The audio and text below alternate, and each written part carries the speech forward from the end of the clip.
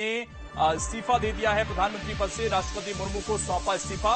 राष्ट्रपति ने स्वीकार किया इस्तीफा। शपथ तक कार्यवाहक पीएम रहेंगे नरेंद्र मोदी। अगली सरकार के गठन तक काम संभालते रहेंगे और ये एक प्रक्रिया होती है चुनाव के बाद जिसका पालन किया गया है आज। और नरेंद्र मोदी ने अब प्रधानमंत्री पद से इस्तीफा दिया है और उनका इस्तीफा राष्ट्रपति की तरफ से स्वीकार कर लिया गया है।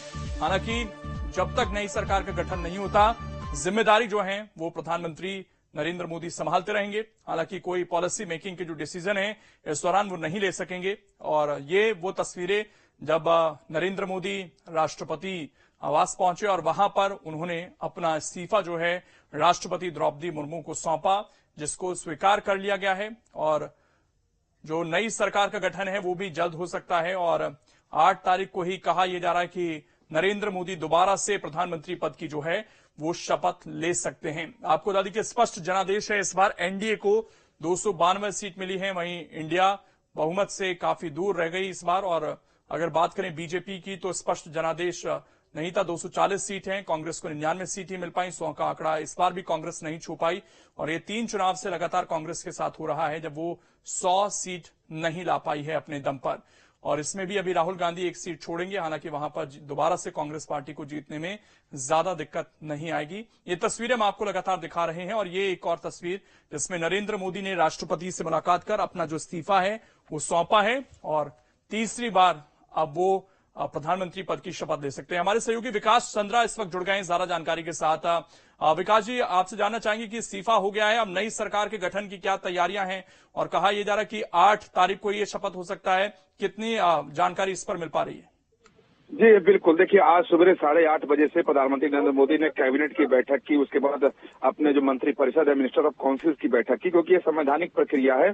और उस कैबिनेट की बैठक में ही जो 17वीं लोकसभा है उसको भंग करने की सिफारिश की गई। तो उस अनुशंसा पत्र को लेकर और कैबिनेट जो इस्तीफा देगी उसको लेकर प्रधानमंत्री नरेंद्र मोदी पहुंचे राष्ट्रपति भवन में और उन्होंने अपना इस्तीफा सौंप दिया। और साथ ही 17वीं लोकसभा को भंग करने की जो अनुशंसा कैबिनेट की तरफ से की गई थी उस पत्र को भी राष्ट्रपति भवन को सौंप दिया और राष्ट्रपति जी ने उनके इस्तीफे को स्वीकार कर लिया। अब नए गठन की सरकार का रास्ता जो है उस इस्तीफे के बाद खुल गया है। देखिए शाम को 4 बजे एनडीए की बैठक है जो प्रधानमंत्री आवास पर ही होगी और उसमें सरकार की रूपरेखा तय हो जाएगी। और जो जानकारी मिली है कि 8 तारीख को शाम 6 बजे प्रधानमंत्री नरेंद्र मोदी तीसरी बार देश के प्रधानमंत्री के रूप में शपथ लेंगे।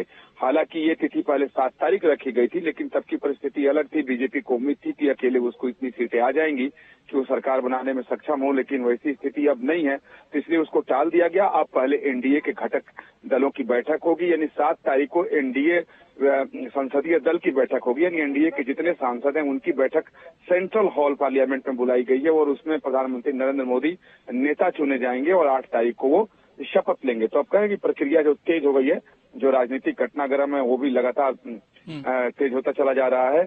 और अब सरकार गठन को लेकर के प्रधानमंत्री नरेंद्र मोदी ने अपना इस्तीफा दिया है, तो 18वीं लोकसभा के गठन और नए सरकार के शपथ का जो है दौर शुरू हो गया है। ये जो विकास जी समर्थन है 292 सांसदों का एनडीए के साथ, क्या ये आज ही राष्ट्रपति तक पहुंचाया जा सकता है?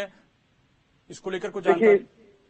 जी देखिए, इसकी संभावना पूरी जताई जा रही है, क्योंकि जब शाम 4 बजे एनडीए के घटक दलों की बैठक होगी और एनडीए के जो लगभग सभी नेता हैं वो दिल्ली पहुंच चुके हैं, सिर्फ 2 नेताओं को दिल्ली पहुंचना बाकी है और 4 बजे के पहले वो लोग भी आ जाएंगे। तो जो जानकारी मिली है कि आज ही, चाहे वो नीतीश कुमार हो या फिर चंद्रबाबू नायडू हो या फिर एकनाथ शिंदे हो या जेडीएस हो, सबकी तरफ से समर्थन का पत्र प्रधानमंत्री नरेंद्र मोदी को आज ही बैठक के दरमियान मिल जाएगा, जो एनडीए की बैठक होगी। और समर्थन पत्र मिलने के बाद आगे की कार्रवाई जो होगी उसके लिए प्रधानमंत्री नरेंद्र मोदी बढ़ सकते हैं, लेकिन आज ही जाकर के वो सरकार बनाने का दावा कर सकते हैं। अभी इसकी जानकारी नहीं है, क्योंकि पिछली बार आपने देखा होगा कि 2019 में खुद प्रधानमंत्री नरेंद्र मोदी सरकार बनाने का दावा पेश करने नहीं गए थे। उनके बदले में प्रतिनिधिमंडल गया था जिसमें अमित शाह, राजनाथ सिंह और तमाम नेता शामिल थे। लेकिन इस बार की परिस्थिति अलग है। तो मुझे ऐसा लगता है कि एनडीए की बैठक के बाद या तो हो सकता है कि शाम को जाकर वो चूंकि इस्तीफा दे चुके हैं तो सरकार बनाने का दावा पेश और इस पर नजर बनाए रखिएगा। आपसे आगे भी अपडेट लेते रहेंगे। फिलहाल बहुत बहुत शुक्रिया। हमारे सहयोगी जुड़े हुए थे विकास चंद्रा, जो बता रहे थे कि आज हो सकता है कि एनडीए की बैठक के बाद वो जो समर्थन है तमाम सांसदों का और सरकार गठन को लेकर जो प्रक्रिया है वो आगे बढ़ सकती है। लेकिन 24 के रण का फाइनल फैसला जनता